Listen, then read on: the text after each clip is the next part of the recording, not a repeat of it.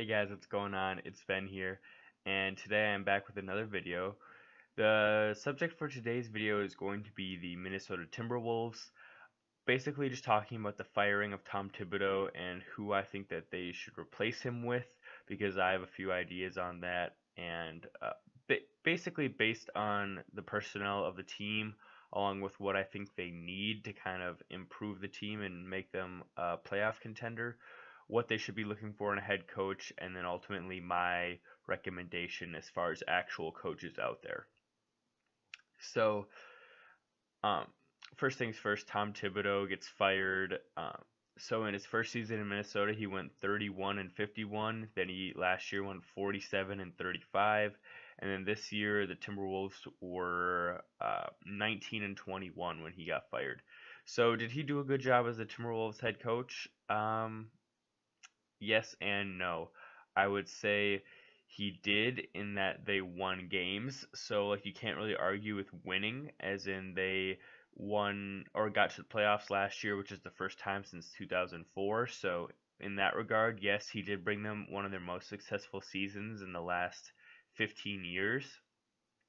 But in another regard, no, in that I don't agree with some of his coaching philosophies that he play all of his guys like 40 minutes a night, like Wiggins and Towns and Jimmy Butler. Like this year, even, I think in the last game before Thibodeau got fired, they were up by like 15 to 20 points, like with, let's say, 10 minutes left in the fourth quarter, and he still has Karl Anthony Towns out there, and it's like, you're just going to risk injury by having him out there. Take him out, Tibbs. Really, what are you doing? So like stuff like that, he really overuses players and likes to have like a 7 or 8 man rotation. A lot of times, just 7 guys he'll play. Like so for the Timberwolves, you'd have um, like Teague, Wiggins, Covington, Gibson, Karl Anthony Towns, and then just like Saric and Derrick Rose, and that would be it for their rotation some nights. Um, he got a little bit better about that, I think. When some of his players got injured, he used the bench a bit more, but still overall, I think he likes to have a very short bench and really overworks the starters. And from that perspective, I think he wore out his stay a little bit in Minnesota just because he pushes and pushes and pushes players, and he doesn't really. I feel like he's not trying to be their friend. He's just working them. And now a coach shouldn't necessarily just be a player's friend, but they should have like a really good relationship, really positive. And I feel like Tibbs sees his players more like his employees, and he's the boss rather than like them being on an even playing field and trying to accomplish the same goals. Uh, Likewise, his defensive schemes are good or pretty good in that like on defense, really, it's all just about hustle. In that, like, if you try really hard, your defense will be good. From that regard, he didn't really get the guys like Wiggins and Towns to buy into that. Just hustle really hard and do well on defense. But he did obviously get guys like Butler to try on defense and Gibson, and then this year Covington. Um, but the main flaw with Thibodeau, and something I will discuss with the new coaching hire I suggest, would be a better offensive scheme, and that Thibodeau ran some pretty like basic offensive stuff, nothing too complex. Just a lot of like, okay, Carl, go post up, and then we'll get you the ball, and you do some type of fancy move, and hopefully you score. Or a lot of like, okay, Wiggins, here's the ball on the wing. What can you do? And and not a lot of times was there like a sophisticated play to it. It was a lot of just like, okay, Robert Covington, you're gonna run an underneath route, and Karl Anthony Towns gonna set a screen for your guy, and then you're gonna come up on the wing and hopefully get an open 3 pointer. But like everybody knows that that's like a very simple level of play, and they need something a bit more complex, I think, and just a little more not challenging in that you don't want it to be hard to run, but you want it to be something that is hard to predict and hard to keep up with for the defense. Okay, so as far as who their current interim head coach is, Ryan Saunders, son of Flip Saunders, the former Minnesota Timberwolves coaching legend, who kind of is like the only guy that they ever had success with. I think Flip Saunders led the team like 8 straight playoff appearances or something, or 7 maybe. But I think Ryan Saunders is essentially just a nobody, and um, really, I don't know. I don't think much of him. I he's This is the problem I have with NBA head coaches is that I feel like if you have talent on your roster, you really don't have to be that much of a coach. Maybe I'll make another video about this, but I think Ryan Saunders is essentially the equivalent of putting the team on autopilot and just saying like, hope you guys do well. And I think he probably got some instructions from like Glenn Taylor, like use the bench more, don't play Karl Anthony Towns 40 minutes a night, stuff like that. But I think for the most part, Ryan Saunders is just putting the team on autopilot essentially. I don't expect him to get re-signed as a team's head coach in the offseason. I expect him to probably just go back to an assistant coach role, but probably remain with the team. Okay, so if it were me and I were trying to figure out who should be this team's head coach, I think you do need a good balance of offense and defense for this team because while they are very offensively gifted and they have a lot of great potential to be a really offensively dominant team. I think that you do need a defensive presence in there as well to really balance them out. And if you don't have a defensive coach in there, they're probably going to be like 28th, 29th, or 30th in the league in defense just based on their main personnel. So I'm actually going to suggest something a little bit different. Um, it's been done before, but I'm gonna go with more of a football approach of like an offensive coordinator and a defensive coordinator. Now, of course, one of these guys will hold the title of head coach, but unless there's some extenuating circumstance like the very end of a game where you need to figure something out and you really just need like one guy to decide, I would basically have it be like all offensive decisions on one coach's hands, all defensive decisions on the other coach's hands. Now for substitutions and stuff like that, I'd have them confer, but then I'd have ultimately the head coach would have control to make the decisions. But I would want them to pretty equally split responsibilities. Like as I say, on offense, like one coach is going to run everything and have all the input. On defense, the other coach is going to have all the input, and they're not really going to interfere with each other much. But except for like if they need to figure out a substitution or something. But really, it's just going to be like an offensive and defensive coordinator. And really, how you do that is basically you can have what's called a head coach and then an associate head coach, which is considered like higher up than an assistant. Um, so, like when the Warriors had Luke Walton 2 years ago, Steve Kerr was considered the head coach, and Luke Walton was considered the associate head coach. In that he had more responsibilities than an assistant, but he wasn't the head coach, obviously. Same with the Warriors right now with Mike Brown.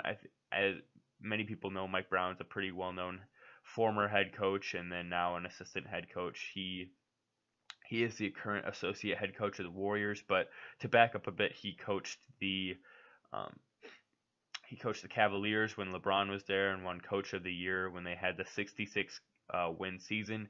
Followed that up with a 61 win season, and then he went to the Lakers and coached them for a season with Kobe and Pau and Bynum and all them. And they did all right. They went to the second round, and it was a lockout season. But if you adjust their wins to like a regular win amount, it was like having like a 52 game win season or something. So that's pretty good season. And then he then went to the Cavaliers the year before LeBron went back to the Cavs, and they won 33 games. But they also had like Anthony Bennett as their second or third best player, so I don't really blame him for having not a too good of a season there. So, but getting to my point, Mike Brown is my choice for new head coach on this team. He would be filling the void of defensive coordinator, so to speak. He would be in charge of all the defense. He is a defensive coach if you don't know what kind of coach he is. So I would have him in charge of all defensive responsibilities. And then for my offensive coordinator or coach, or my associate head coach, my kind of co-head coach or assistant head coach if it comes down to one person being in charge or the other, that is going to be Mark Jackson. So both guys have coached for the Warriors. Mike Brown is the current associate head coach, and Mark Jackson was coaching the team before Steve Kerr took over. If you don't know, Mark Jackson coached the team in 2011 to 14. His record with the team at that time, let's see here. The first season they won 23 games during the lockout. So, but if you adjust that, that's like winning 35 games, or actually it's about 30 games during regular season. Then his next year they won 47 games and went to the second round and were pretty good. And then his last season there they won 51 games and they lost in the first round in 7 games to the Clippers. So and then once again Mike Brown had the coach of the year, and then he had some pretty good seasons besides that. So really, okay, so the reason I chose Mike Brown as head coach and not Mark Jackson and had him be associate is because I don't think you're going to be able to entice Mike Brown to go from associate head coach on the Warriors to the same position, associate head coach on the Timberwolves. It's essentially the same position, but you're just coaching a much less talented team. So I don't really see Mike Brown being incentivized to go to the Timberwolves. But if you offer him the head coach position, that would be seen as a promotion, and he would have ultimate final say on everything. So then you offer him that, and he is willing to take it because it is a promotion, and he's getting his own team instead of being the second man on the Warriors. And then as far as Mark Jackson, he's not even coaching right now, so I believe he would be okay with just starting in as an associate head coach, lead assistant, and an offensive coordinator for the team, because that would be a step up from just what he's doing right now, which is no coaching whatsoever. So the reason I chose each of these guys, I chose Mike Brown just because they do need someone to be a defensive presence, and I think that he is a good coach, and I think his time with the Warriors would be beneficial. He's gotten to study a lot of really good players. He's even gotten some time with Boogie Cousins this year now, but like you look at Wiggins, a guy with a similar frame to a guy like Kevin Durant who can obviously doesn't have the shot of Kevin Durant, but just has a similar build, and maybe Mike Brown could shed some light on how to improve your game if you have that frame and if you have that um, build to you, so that there could be something in there that could be beneficial to Wiggins. But overall, just basically a good, legitimate coach who has a good experience. He's gone deep in the playoffs, won championships 2 years ago when the Warriors were in the finals. Steve Kerr was out. Mike Brown was the acting head coach for the finals because Steve Kerr had back problems and couldn't be at the game, so he has championship experience. He was on the Spurs from 2000 to 2003, so he has the Popovich experience and he has that knowledge under his belt. And then he's coached his own team and been the own man before in Cleveland and Los Angeles, and he got deep in the playoffs with Cleveland, got to the finals once, got to the conference finals once, has been in a lot of playoff battles. So I think he's very experienced and he would do a good job as head coach and bring some defensive balance to the team.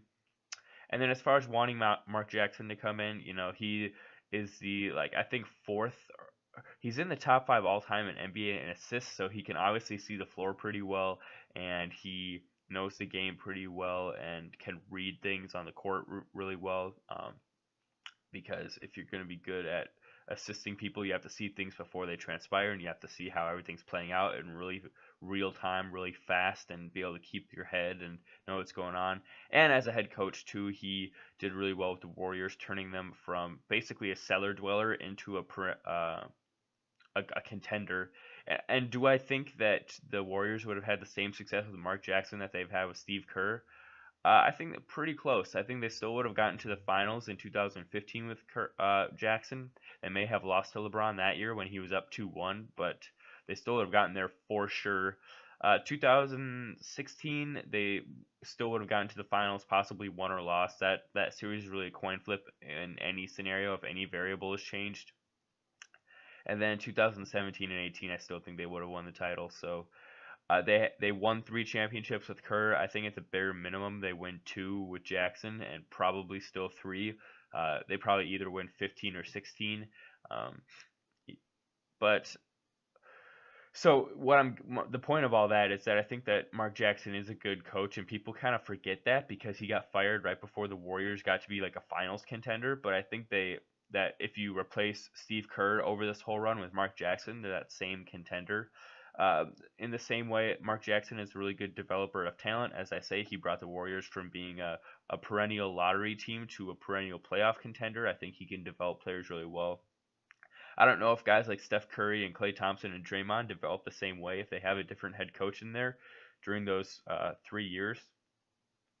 That's all speculation. It can't really be proven either way. But I do like the idea of Mark Jackson coming in and coaching guys like Towns and Wiggins and developing them further offensively and being able to come up with some pretty decent offensive sets for the team. That being said, this is who I like for the Timberwolves 2 head coaching or the Timberwolves coaching vacancy. Again, Mike Brown as head coach and essentially defensive coordinator, and Mark Jackson as associate head coach and essentially offensive coordinator. Let me know in the comments what you guys think. If you agree or disagree, I'd love to hear from you. I'd love to hear what you think. Hope you guys enjoyed the video, and I hope you have a good day. Bye.